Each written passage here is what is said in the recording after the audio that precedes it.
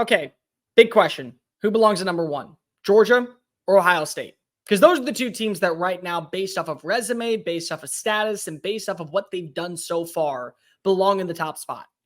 You have your answer on Saturday night. If you're brand new here, welcome on into the channel. My name is Cole Thompson. I'm a radio show host based in Houston, and I talk college football daily. I talk NFL, MLB, NHL, NBA, but I love talking college football. And if this is the type of content you enjoy, this is the channel made for you. So hit the subscribe button down below. Leave a comment telling me who you think belongs in the number one spot. Tell your friends, your family, your sister, your brother, everybody about this channel, because if we get to 1,000 subscribers in a week, I'll shave all this hair live on air. You do not want to miss out. Go ahead and hit the subscribe button and let's talk college football. By the way, mustache right here.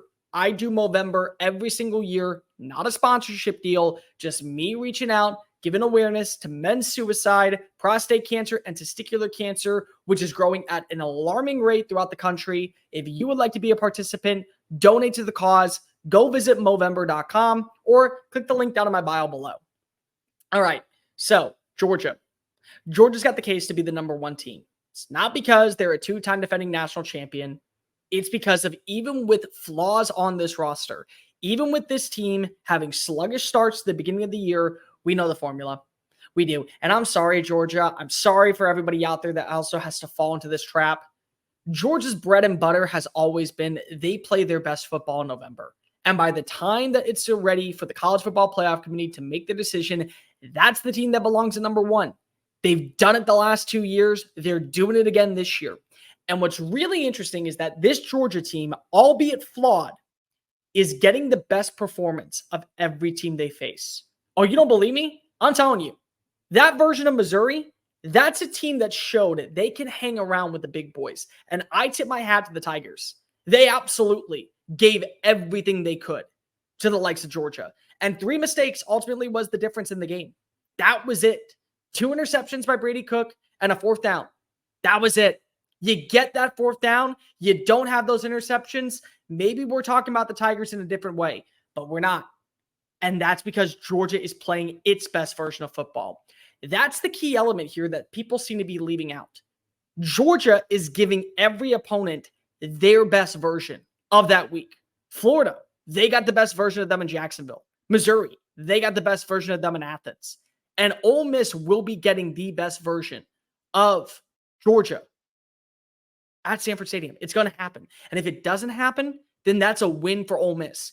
You cannot play this season against the Rebels B+ football. And just like the Rebels can't play a B- game and walk away with a win, you can't walk away with a B- game and try and get victory over Lane Kiffin.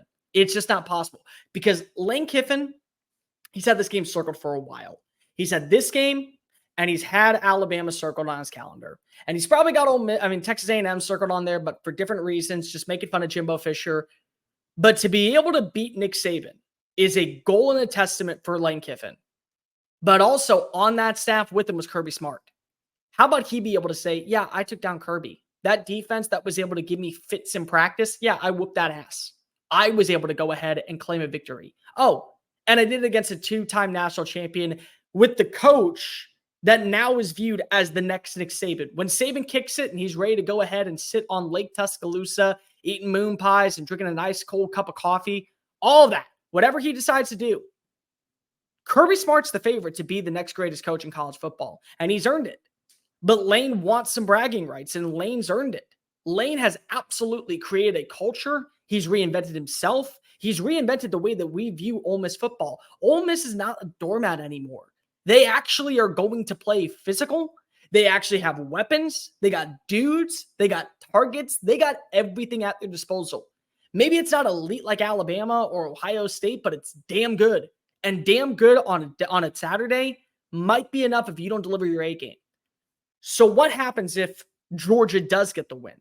Well, it would mark now 2 top 15 wins, just like Ohio State. The difference is, say Missouri wins against Tennessee. So Missouri's 2 losses would come to LSU in a shootout and Georgia. Missouri actually would have a more compelling case over Notre Dame, because Notre Dame has played great football, except when they haven't. You know, when you lose to Louisville and when you lose to Ohio State.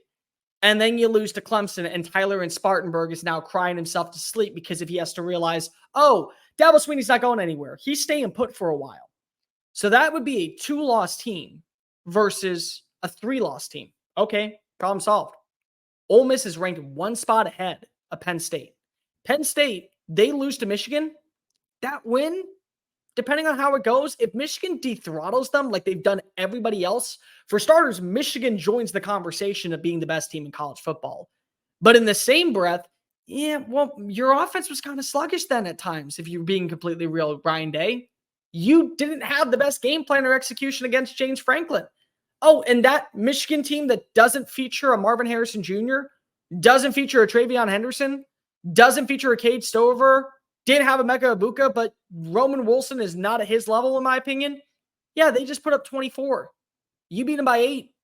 At that point, Georgia would have the more impressive resume. Oh, and just humor me this, if you will. They still play Tennessee. Say Tennessee wins. They got to go to Neyland Stadium next weekend. And imagine if they dethrottle the Volunteers. And Tennessee's got a better defense than we're giving them credit for. But good God, if they do that, I mean, what's the argument there? Because now we're talking about 3 top 15 wins. Can you say the same thing about Ohio State? Not at that point. Not at that point at all. More importantly, Georgia's been getting better without its best player. And imagine if Brock Bowers somehow rises from the ashes next weekend and makes his debut. Now with a very capable secondary tight end in Oscar Delp. Now with a very capable wide receiver number 1 in Ladd McConkey. Now with an improving Dominic Lovett. Now with an improving Ra Thomas. Now with an offensive line that still is not allowing pressure to Carson Beck. Oh, and Carson Beck is now playing himself slowly into the conversation for being a Heisman Trophy finalist. Now imagine that offense going to Neyland Stadium, where maybe, just maybe, the Volunteers squeak by with a win over Mizzou, but they have to give it their all. Yeah, okay. I'm ready to sign up for that one. No matter how you phrase it, this weekend we're going to find out who is the best team in college football, in my opinion.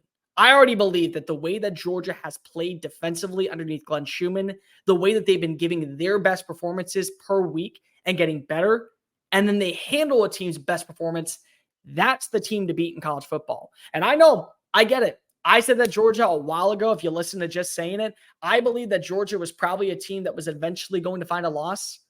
If they don't lose this weekend, I don't know where it comes. What? The college football playoff? Maybe the SEC championship? Maybe the national championship? Even the best team lose at time. But I can tell you this much. You give your best performance against Ole Miss, a damn good Ole Miss team, you deserve the top spot in the rankings. And even if the college football playoff committee wants to put a freeze on the likes of ranked wins, the SEC just means more. And you're getting more quality performances from the top teams when they face off against Georgia. That would include Ole Miss. They get a win in Athens. The Bulldogs belong at the number 1 spot. Hey guys, thank you so much for watching that video. Don't hit the X button yet. Make sure you hit subscribe to keep up with all of our daily content found on Just Saying It and anything else that we post on this channel. Bye.